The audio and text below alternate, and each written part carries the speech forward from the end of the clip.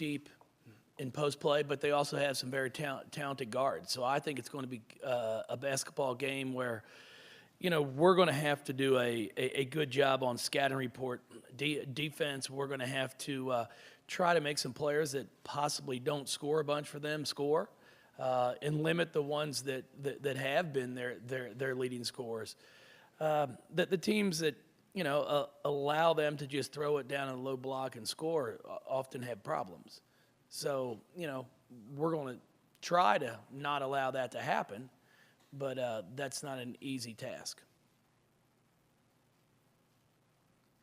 Question on the rear right. You coached Lauren Cox and Beatrice Montpremier with USA Basketball. How have you seen their games grow this season? Well, both of them were a joy to work with. Just two great kids. They worked extremely hard. Bee's really done a nice job of developing her 8 to 10 foot jump shot, very active around the glass. She's done a very, very good job for them. And then Lauren, she's done great things, all throughout her high school career, USA Basketball. So it really has not surprised me to see her playing as well as she is. We'll go up here to Michelle on the right-hand side, and then we'll go across the aisle. Jeff, when you had the back-to-back losses against NC State, which was a tough loss, a real close loss, and then the one to Notre Dame, that could have been a time when maybe the kids could have really lost their confidence, but it didn't seem like that happened. Can you kind of talk about how you came back from that? Yeah, for us, we go into that NC State game and find out the day before Maisha's not going to play because she injured her knee at our talent show that we have for our athletic department. She didn't show much talent at the talent show in order to get injured. So she missed that ball game, and then we turn right back around and go up and play on Big Monday at Notre Dame, and she played a minute in that game, and then Brianna Jackson goes for about 3.5, 4 minutes, and then has to come out with back spasms. So, we really weren't concerned about it, knowing that we were playing without our leading scorer.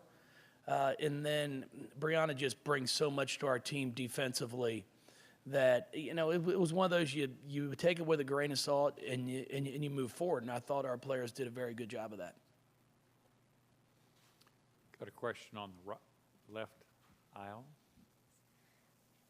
Going back a couple of years to the 2013 game here against Baylor, what do you remember from that game, and what do you take away from it? Well, we scored one more point. It's what it all comes down to. I think, and I said it, 4 years ago, you have to be able to score against Baylor. Everybody talked about what this great job we did defensively and all this. I think we gave up 81 points in that game, and they averaged 81 points. So the way I look at it, and I said it 4 years ago, our defense was average. But we scored the most points anybody had ever scored against them during the Brittany Griner era.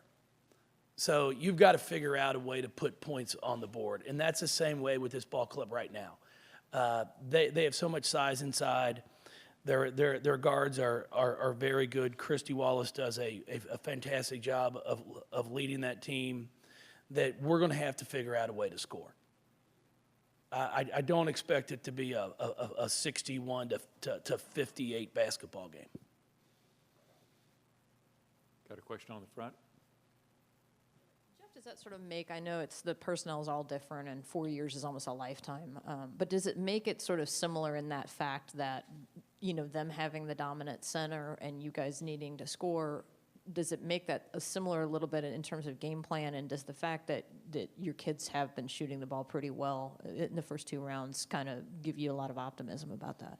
Well, we're not going to come out with the same approach that we had 4 years ago. Our goal 4 years ago was to take 30, 43s.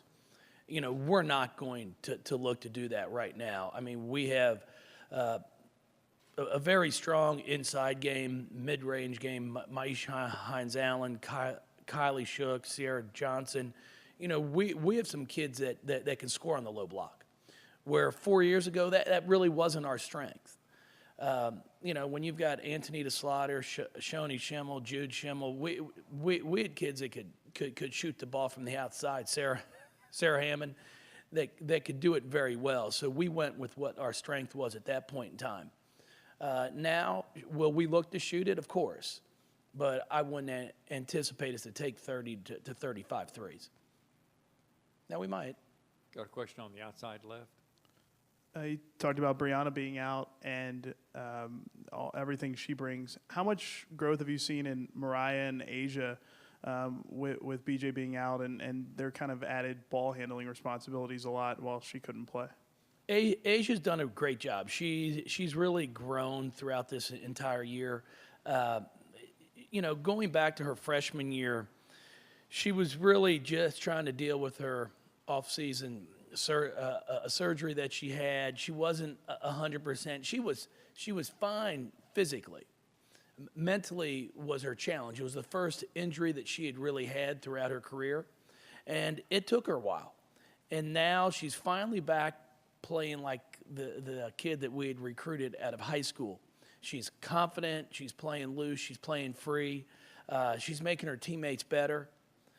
And when BJ went out, we just had to slide her over to the point guard spot. And she's handled those responsibilities well. But, I think the most impressive thing to me is how she's been defending this entire season. That's one thing that, as I told her all last year, we didn't recruit her to guard people. And actually, she's turned into one of our better perimeter defenders because she's worked at it. And then Mariah, she shot the ball very well the first two rounds, which is, something we have to have. She's got to be able to knock down open shots when she's open. I was excited for her because she had been struggling there for a while before the tournament started. But now she's playing with some confidence. She passes the ball as well as any player that I've coached in my 22 years. And, her court awareness, her court vision is the best of any player that I've coached. So, if she'll continue to work on her ball handling, where she gets more confident with her ability to see the floor and then her ability to shoot it, it makes her an all-around player. Question on the front? Last weekend, you said that the past NCAA tournament games that you guys have had, you said that they were bad. Why did you characterize them like that, and do you have more confidence in this year's team to kind of avoid playing those bad games? Well, I don't think I said that the team had played bad. Mariah, we had talked about, she had struggled, in her past NCAA tournament games coming up to this year. But she's really been playing well right now. She's shooting the ball with confidence. And it's not just the shooting. She had 9 rebounds on Monday night. She passed the ball extremely well. She's back to playing like we had seen her play for three regular seasons. So I'm really excited for her. Anything further for Coach? Got another question on the front? Yeah, I guess kind of a follow-up to that. Do you see this year's team as having any similarities to any of the past teams who have gone on to the championship? Or? Well, we have a group of kids right now that believe in what we're doing, which is something that we've talked to them about, this past 2 months. The teams that we've had here, that have had great success would buy into whatever we told them as a coaching staff. That team in 13, we truly believe that we could beat Baylor. And the kids came into the game with that belief and confidence. Now, no one else out there thought we could. And then in 09, everybody was like, who's this? And it's a group of kids that I remember we get sent down to LSU to play, and Western Kentucky had an open spot, and they were hosting the first and second rounds, and we get shipped all the way to LSU to play. And I told the kids, I'm like, hey, if you get us past the first 2 rounds, we'll get to the Final Four. And they all were like, okay. And they just believed in what we did. And I'll never forget Des Bird, who was our starting point guard in 09 after we beat LSU in the second round. We're in the locker room celebrating. She's like, I guess we're going to the Final Four, right? I said, yeah, we sure are. And we put game plans together. And it's not what we do as coaches, because we can't play. I've never made a shot. I think I made one in my college career myself. So it's not like I made a bunch of them. But the players have to go out and execute, but it's our job to get them to believe in what we're doing. And that's something that the teams that we've had here in the past that have had great success, they believed in it and then went out there and did everything they could to execute it. And that's one thing right now. I think we're in a good place. They're excited. We beat a Tennessee team on Monday night that very possibly could have 2 of the top 10 draft picks if the kids come out early on it. A team that beat 2 number 1 seeds, 2 number 2 seeds. I mean, a really, really good basketball team. And, we know that. And now we know we have a ball club that we have to play tomorrow night that has unbelievable talent, unbelievable depth.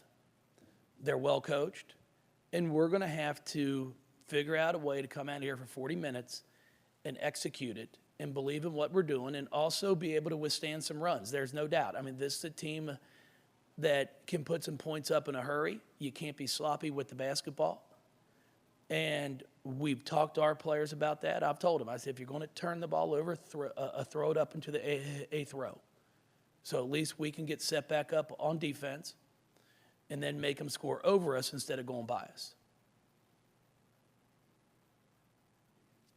Anything further for the coach? Okay, do they win easy Thank you, on it, everybody. Coach?